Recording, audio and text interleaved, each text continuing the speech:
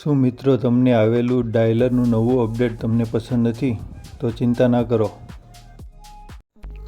શું તમારા ફોનમાં પણ આવું નવું ડાયલર થઈ ગયું છે તેને પહેલાંની જેમ કરવા માંગો છો? ડાયલરને 2 સેકન્ડ માટે દબાવી રાખો, પછી આની પર ક્લિક કરો. ત્યાર પછી આવું નવું પેજ ખુલશે, તેમાં 3 ડોટ પર ક્લિક કરો. ત્યાર પછી આ અનઇન્સ્ટોલ અપડેટ લખેલું એની ઉપર ક્લિક કરો, પછી એને ઓકે આપી દો.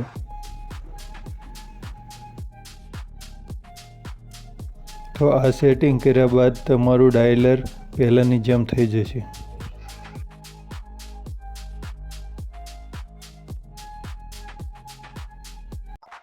અને હા મિત્રો, તમારા ફોન નંબરની જરાય ચિંતા ના કરતા, એ ડિલીટ નહીં થાય, કારણ કે આ સેટિંગથી માત્ર તમારું આવેલું અપડેટ જ ડિલીટ થશે.